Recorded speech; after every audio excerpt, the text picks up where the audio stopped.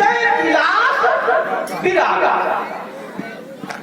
घंटी हम बहुत बजावे, पूजा रोज करें, कोई प्रभाव नहीं। अगर मन से हम समर्पित रहेंगे, यही हमने कहा था, ले होनी चाहिए। और जब ले लगी होगी तो आपने कहा पिता के कर्तव्य का निर्वहन करना पड़ेगा। अरे महाराज, अगर अच्छा साधक है तो कहेगा संपत्ति जल जाए, आग लग जाए, जरा उस संपत्ति सदन सुख सुहेग मात पित भाई और सनमुख हो तो राम पद करे न सहाय। अगर पिता का कोई भी कर्तव्य भगवान की भक्ति में बाधक बनता है तो उस पिता के प्रति उस साधक को कोई भी राग नहीं रखना चाहिए। और लोगों ने ऐसा किया गया। एक से कहा गया कि माता पिता परिवार अकेला है और अगर तुम भी हमारे साथ जाओगे तो इनका क्या होगा। उसने कह दिया, मां पिता गुरु जान न काहू, दीन बंधु अति मृदुल स्वभाव, मेरे तथा मोरे प्रभु तुम गुरु पिता माता। जान मैं किसी को नहीं जानता, मैं केवल तुमको जानता हूं, आपको जानता हूं। जहां लगी नाथ स्नेह सगाई प्रीति प्रतीति नीति जय गाई, तो कहा मोरे सब एक तुम स्वामी दीन बंधु अंतर। ये राग होना चाहिए, ये नहीं होनी चाहिए। महाराज, उपदेश आपने बहुत अच्छा दिया।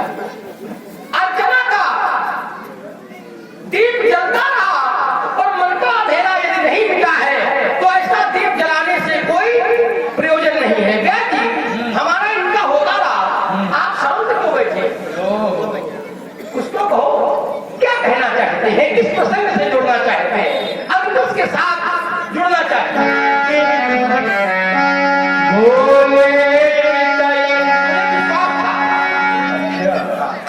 क्योंकि यहाँ का कुछ विशेष इसीलिए मुझे विश्वास था कि हम जोड़ेंगे।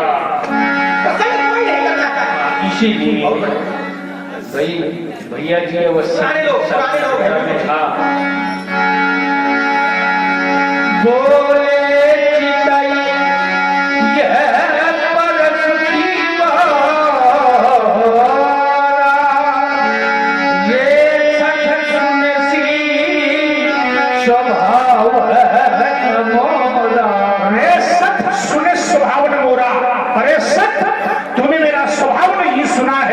मेरा स्वभाव कैसा है बालक, बालक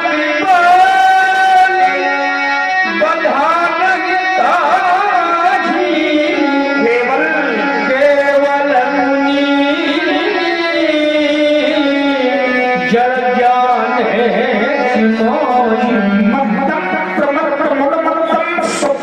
बालक स्त्रियम जलम प्रपन्नम विरथम भीतम ऋतुम हंति न धर्म। जो मत्त है, प्रमत्त है, उन्मत्त है, सोए हुए को, बालकों को, स्त्रियों को, मूर्खों को, शरणागत को, भयभीत को, विरथी को, रथहीन को, ऐसे लोग मेरे शत्रु भी क्यों न हो, लेकिन धर्मज्ञानी ऐसे शत्रुओं का वध नहीं करते। मैं तेरा बालक जान करके वध नहीं करता, लेकिन क्या केवल तूने मुझे मुनि ही समझ रखा है? मैं केवल मुनि नहीं, मैं क्या हूं?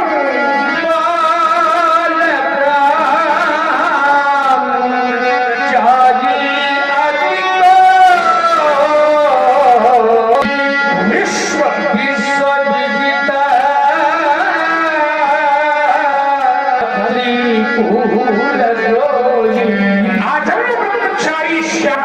ब्रह्मचर्य व्रते स्थितः जरा मरण व्याधिनाशार्थम ब्रह्मचर्य। जो मनुष्य आजीवन ब्रह्मचर्य व्रत की रक्षा करता है, ब्रह्मचारी बना रहता है, उसके जीवन 3 विषय सदैव के लिए समाप्त होते हैं। कौन कौन? तो कहा जरा माने बुढ़ापा, मरण मृत्यु, व्याधि व्याधि माने शारीरिक कष्ट, बुढ़ापा, शारीरिक कष्ट और मृत्यु, ये तीनों स्वयमेव ही नष्ट हो जाते हैं।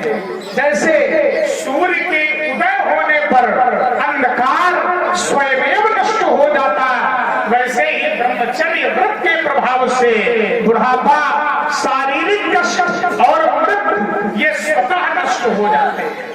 आजन्म ब्रह्मचारी स्यात् ब्रह्मचर्य व्रते स्थितः जरा मरण व्याधिनाशार्थम ब्रह्मचर्यं पाले। बाल ब्रह्मचारी हूँ और बड़ा क्रोधी ब्राह्मण हूँ, ये विश्व में विदित है कि मैं महर्षि क्षत्रियों का कुलद्रोही हूँ और मैंने कुछ किया भी है। क्या किया है?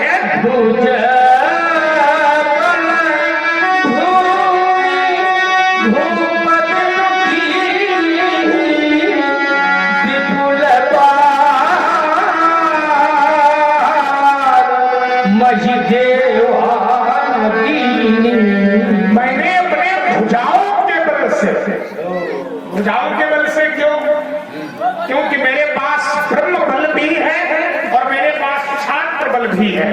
तात्पर्य मैं ब्राह्मण भी हूँ और मैं क्षत्रिय भी हूँ। ब्रह्म बल भी है और छात्र बल भी है, शास्त्र का बल भी है और शस्त्र का भी बल है। इसलिए भुजबल भूमि, भुजाओं के बल से अनेक बार ये पृथ्वी राजाओं से छीन कर ब्राह्मणों को दी है। और भी कुछ किया है। क्या?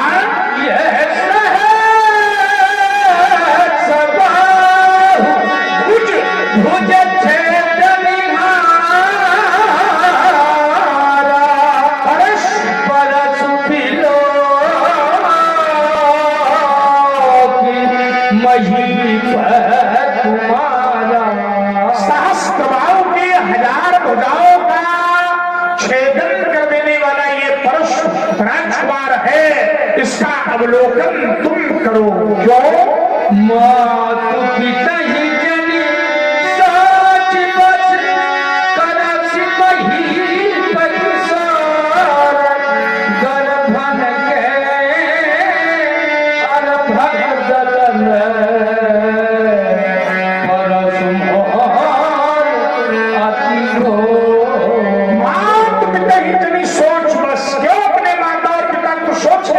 करता है। राजकुमार लक्ष्मण ये वही परशु है जिसकी घोर गर्जना को सुनकर गर्व विस्मित हो जाया करते थे। हसी लखन बोले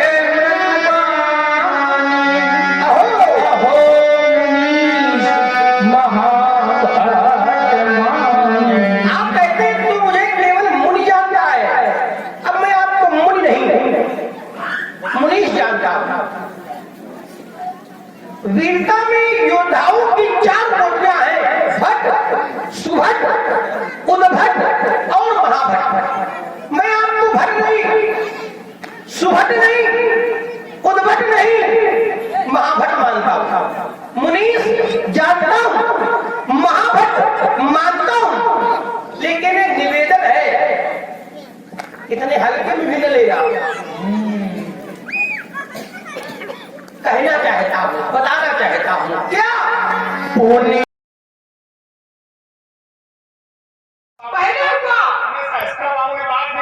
बाद में चुराई। अच्छा कैसे? ऐसे बहुत बढ़िया, ये ठीक है। ये ठीक। पूछते बहुत हो, पूछना चाहिए, तुम भी बहुत पूछते हो। पूछा हम भी पूछ रहे हैं। पूछ रहे सहस्त्रभाव ने गाय चुराई, उसके बाद उसका कल हुआ, लेकिन जब राणा ने ये किया है, विश्व विजय अभियान चलाया है, गायों को सताया है, रावण का जन्म कब हुआ है? जान लिया?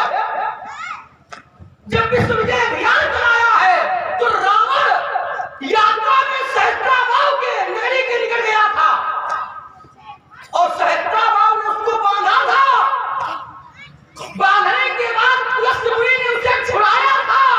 इसका मतलब अभी कोई जानकारी नहीं। सही जानकारी तुमको नहीं है? नहीं हमें तो है। हमें भी है, तुमको नहीं, इसलिए तुमको नहीं है। हम बता रहे हैं। हम बता रहे हैं, बताओ। तो बताओ। सुनो, सुनाओ। ये कैसे तुमको जाहिर सही सही बताओ। अच्छा उतनी देर से हम चौपाई पढ़ रहे हैं, मानस से बता रहे हैं, तो क्या गलत बता रहे हैं?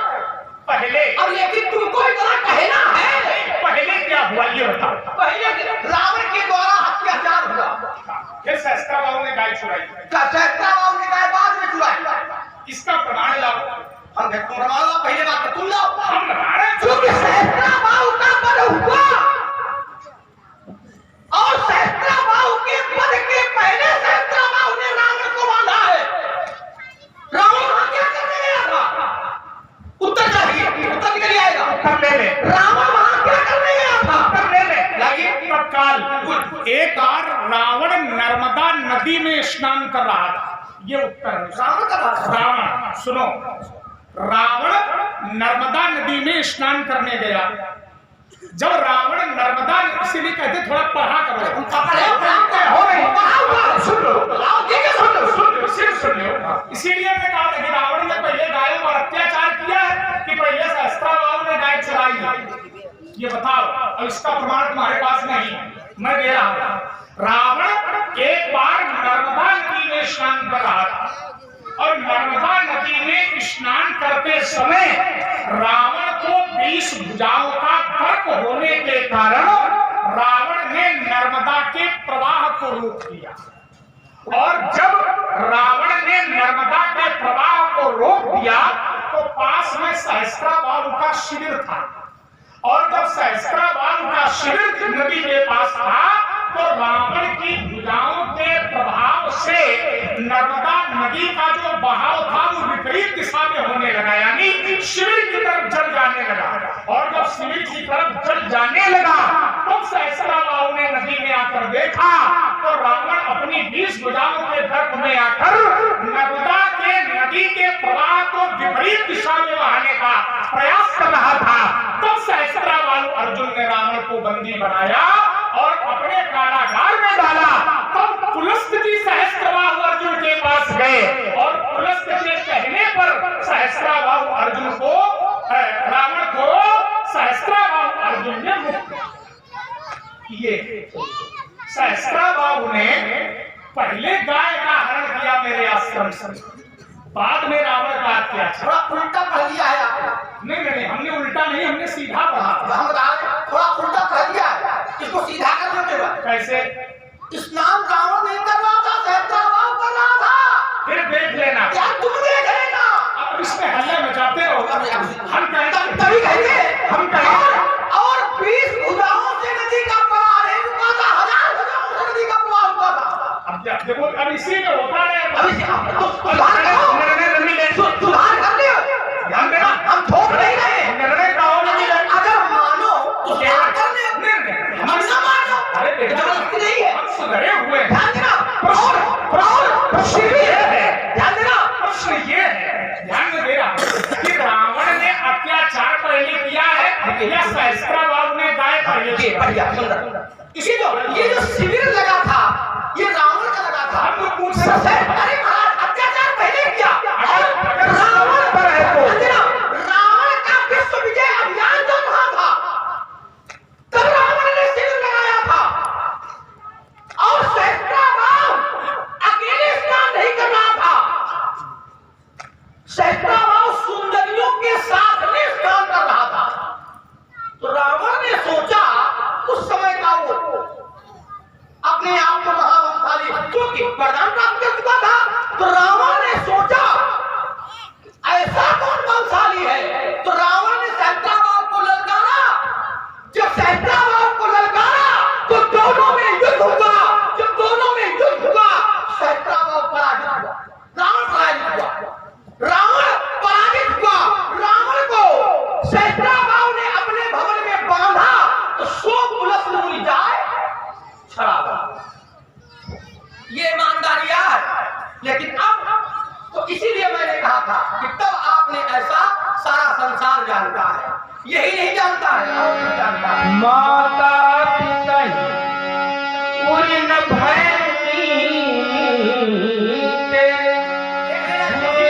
रहा सोच बार जी के। हमने देख रहा, हम दिखा दे। माता और पिता के रिश्ते भी आप भली भांति उल्ट हो चुके हैं। एक शेष है गुरु ऋण। हमें ऐसा लगता है सो जानु हमारे ही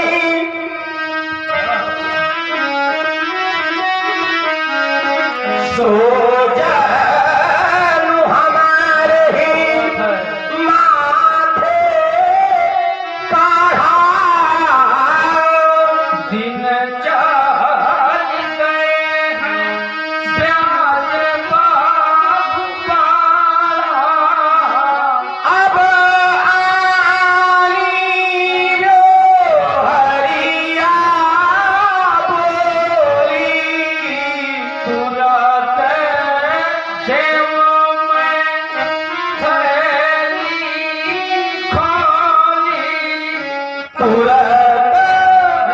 थैली खोली। तुरंत मैं थैली खोली। आप अपने व्यवहार को बुलाएं। व्यवहार नाम महाजन का, व्यवहार नाम भगवान शंकर का।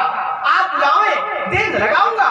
थैली खोल करके उसने से आपको सत्यता तो यही है व्यास जी के सहस्त्राबाहु ने गाय पहले चुराई और रावण ने अत्याचार बहुत बाद में किया है।